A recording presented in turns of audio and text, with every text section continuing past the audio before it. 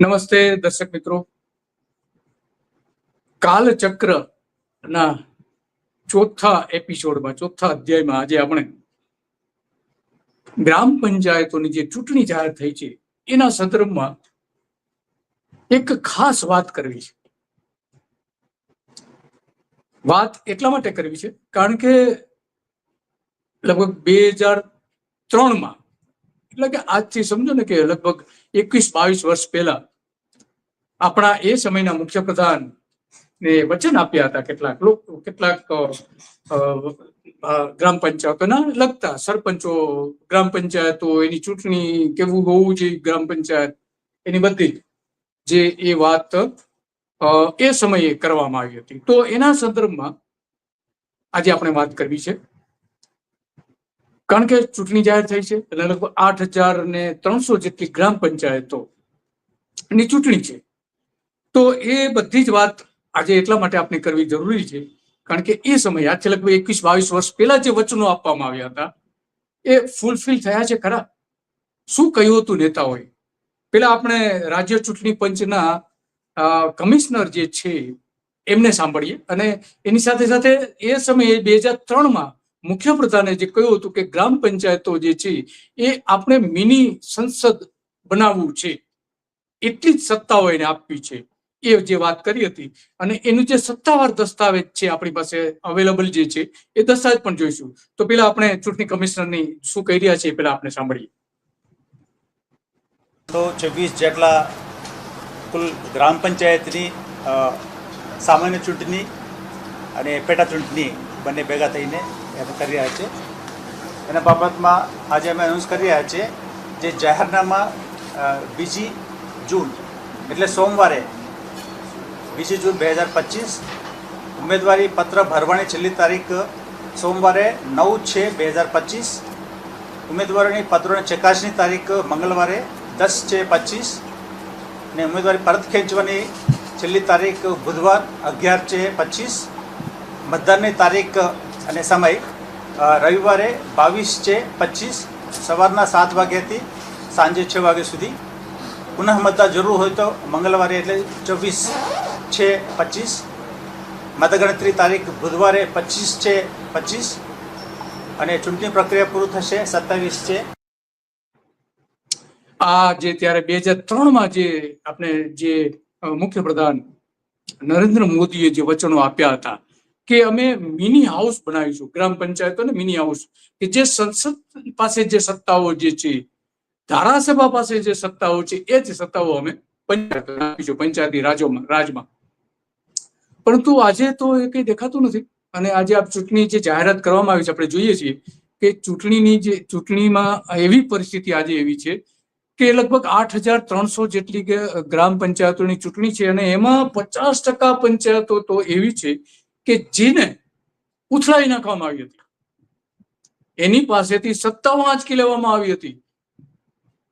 22 વર્ષ પહેલા એવું કહેવામાં આવ્યું હતું કે અમે વધારે સત્તા આપીશું, પરંતુ અહીં તો જે ગ્રામ પંચાયતોનું અસ્તિત્વ હતું એ ગ્રામ પંચાયતોને એન કેન પ્રકારે કોઈ પણ રીતે ફેંકી દેવામાં આવી હતી. 8,326 જેટલી ગ્રામ પંચાયતોની વાત આવે છે, એની વાત છે. આપણે 22 જૂને જે ચૂંટણી થવાની છે, તો એ આખી વાત એટલા માટે, અને પરિણામો જે આવવાના છે એ 22 ને બદલે 25 આવવાના છે.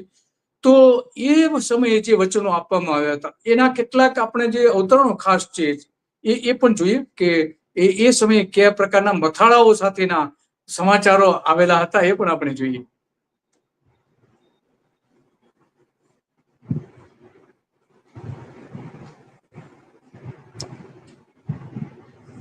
નરેન્દ્ર મોદીએ જે વચનો આપ્યા હતા એ આપણે જોઈ રહ્યા છીએ. તમામ ગામોમાં ગ્રામ સભા યોજવાનું અભિયાન હાથ ધરવામાં આવ્યું હતું. નરેન્દ્ર મોદી 2001ના રોજ શાસન સંભાળતા પછી જે આખી પંચાયતોને મહત્વ આપવાની વાતો કરી હતી, 3 સોપાનોને 3.25 કરોડ લોકોએ, અને 53 જે ગ્રામ સભાઓ યોજવામાં આવી હતી, 86% પ્રશ્નોનું નિરાકરણ કરવામાં આવ્યું હતું, બધું થયું હતું. ત્યારે એ સમયે 2003માં જે બીજી વખત જયારે પૂર્ણ બહુમતી સાથે નરેન્દ્ર મોદી ચૂંટાયા હતા ત્યારે વિડીયો કોન્ફરન્સમાંથી સંખ્યાબંધ ગામોના એક ગ્રામ સભાઓ પણ યોજી હતી મુખ્યપ્રધાને, અને દરેકને કહ્યું હતું કે અમે તમને વધારે સત્તા આપીશું, સંપૂર્ણ વિકેન્દ્રીકરણ કરીશું, સક્ષમ વિકાસનો વિકલ્પ પૂરો પાડીશું, આવું બધું જ વચનો આપવામાં આવ્યા હતા. સાથે સાથે એવું પણ કહેવામાં આવ્યું હતું કે અમે ગ્રામ સભા માત્ર જનસભા ન બની રહે પરંતુ લઘુ સંસદનું સ્વરૂપ સાકાર કરે એવી અમે પદ્ધતિ અપનાવીશું. શું થયું આજે? લઘુ સંસદ તો બાજુ પર રહી કે જે ગ્રામ પંચાયતો હતી એમને પણ ઉખેડીને ફેંકી દેવામાં આવી. તો આ આખી જે વાત હતી, અને એટલા માટે આપણે જાણીએ છીએ કે આ આખી વાત જે રાજનેતાઓ વાત કરે છે, પ્રજાને વચનો આપે છે કે અમે ગ્રામ સંસદ બનાવીશું, લઘુ સંસદ બનાવીશું, પરંતુ બીજી બાજુ એના જે આચરણો છે એ આચરણ એનાથી વિપરીત જોવા મળી રહ્યા છે. ત્યાર પછી સતત અને હવે તો આપણે જાણીએ છીએ કે શહેરીકરણ જે રીતે મહત્વ આપ્યું છે 2005 થી લઈને 2025 સુધીના 20 વર્ષમાં, એમાં શહેરોમાં મતદારોની સંખ્યા 51% વધારે થઈ ગઈ છે. એટલે હવે તો ગામડાઓની જરૂર નથી, તો ગ્રામ સભાની શી જરૂર છે, ગ્રામ પંચાયતોની શી જરૂર છે, ફૂંકી મારો બધાને, એવું સરકારનું અત્યારે વલણ જોવા મળે છે. તો આ જે સરકાર હવે શું કરે છે એ પણ આપણે કેટલીક જે સમયે મથાળાઓ હેડલાઇન્સ જે આવતી હતી એ હેડલાઇન્સ હવે પછીની જે શું હતી એ પણ જોઈએ. તો આ જે હેડલાઇન્સ છે કે એ સમયે સ્થાનિક સ્વરાજ્યની અત્યારની પરિસ્થિતિ શું છે કે વિદેશીને પણ વગરની સરકાર હતો, પરંતુ ભાજપનો પક્ષાપક્ષી અત્યારે પંચાયતોમાં લાવી દીધી છે કે જે મત આપે એને જ ગ્રાન્ટ આપવી, એને જ અનુદાન આપવું, એવી આ જે પરિસ્થિતિ એવી ઊભી કરી દીધી. સંસદ તો બાજુ પર રહી, પરંતુ અહીંયા પક્ષાપક્ષી લાવી દીધી છે કે જે મત આપે એને જ પૈસા આપવા. આ નીતિ રહી છે. સરપંચોને સભ્યોને રાજકીય બનાવી દેવાયા છે અને એ રીતે જ એને ટ્રીટ કરવામાં આવી રહ્યા છે.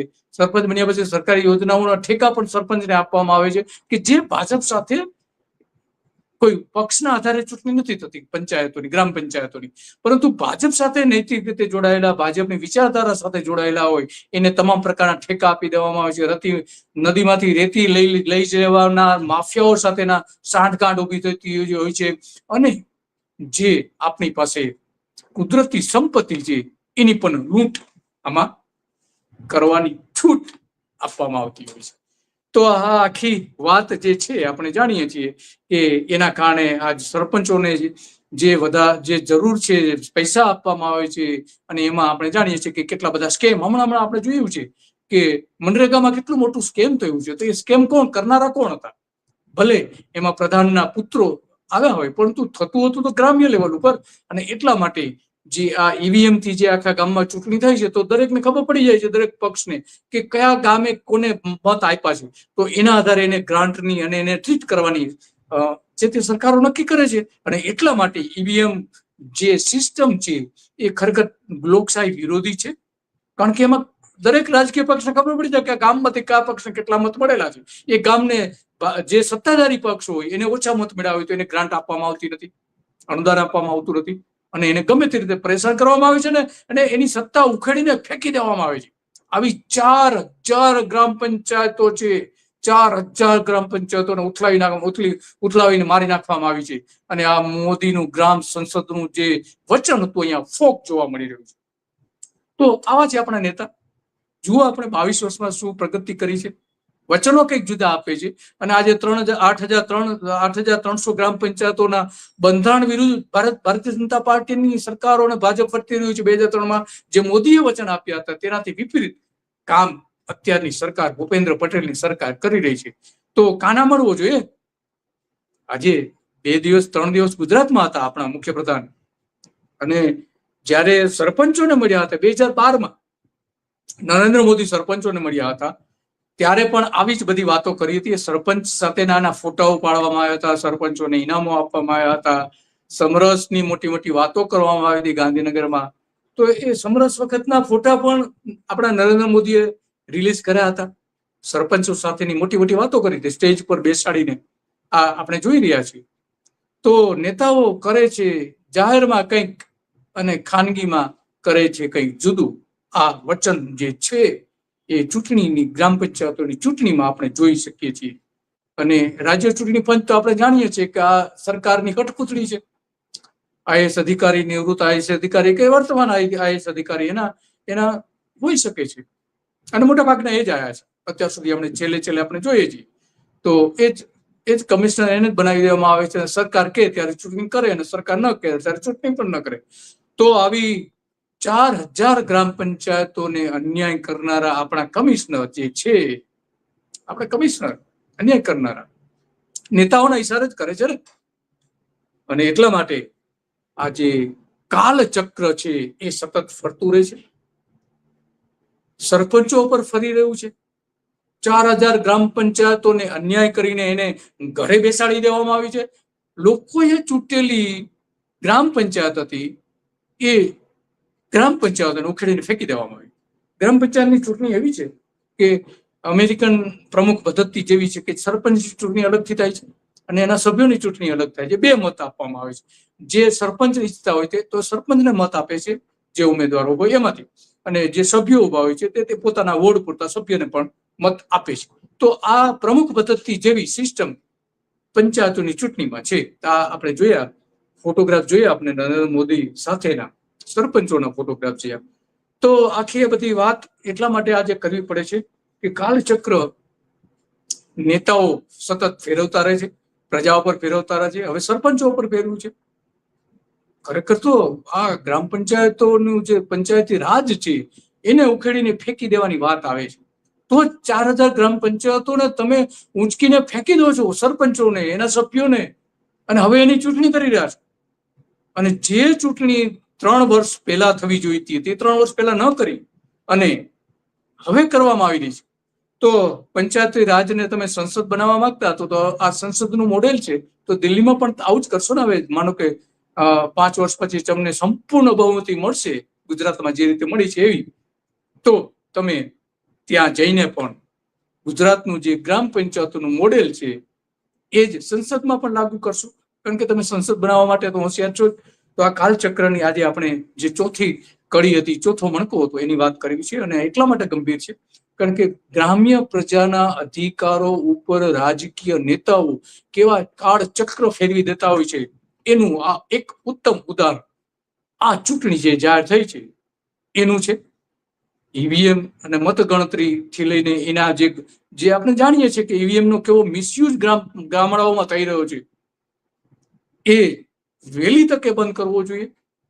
ઈવીએમ વાપરવાનું બને ત્યાં સુધી બંધ કરી દેવું જોઈએ. અને બેલેટથી લોકોને મતદાન કરવાના અધિકારો જે ગ્રામ પંચાયતોને આપવામાં આવે છે એ સંસદમાં અને વિધાનસભાની ચૂંટણીમાં, તાલુકા પંચાયતની ચૂંટણીમાં, જિલ્લા પંચાયતની, નગરપાલિકા, મહાનગરપાલિકાઓમાં હવે બેલેટ પદ્ધતિ લાવવાની જરૂર છે.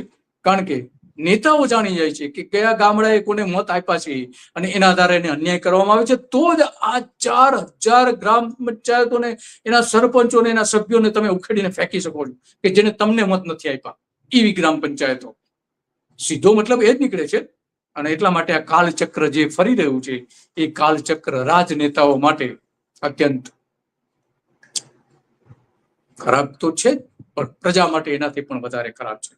અને આવા કાલચક્ર ફરતા રહેવાના છે. નેતાઓ વચન આવે છે અને ફરીને જતા રહેતા હોય છે, વચનો આપીને ફરી જતા હોય છે. અને એમાં આપણા મુખ્યપ્રધાન, માનનીય મુખ્યપ્રધાન રહી ચૂક્યા છે અને આપણા દેશના વડાપ્રધાન, સન્માનપૂર્વક આપણે એને જોઈએ છીએ, વડાપ્રધાન છે આપણા. એટલા માટે તો એ આ વચન ફોક કરીને લોકોની સંસદ બનાવવાની વાત કરનારાઓને સંસદના પાયા કાપી કાઢવામાં આવી રહ્યા છે. તો આ કાલચક્ર છે, નેતાઓનું કાલચક્ર છે, પ્રજાનું કાલચક્ર છે, નાગરિકોનું કાલચક્ર છે. અને ગામડાઓનું તો સૌથી મોટું કાળચક્ર ફરી ગયું છે. બસ આજે આટલી જ વાત કરવાની હતી અને આવા જ મુદ્દાઓ પર આપણે વાત કરીશું, વારંવાર વાત કરીશું. નેતાઓના કાન ખેંચીશું, એનો કાળચક્ર આપણે બતાવીશું અને કેવા વચનો ફેરવી દેતા હોય છે આ કાળચક્ર દરમિયાન એ પણ આપણે બતાવતા રહીશું. નમસ્તે.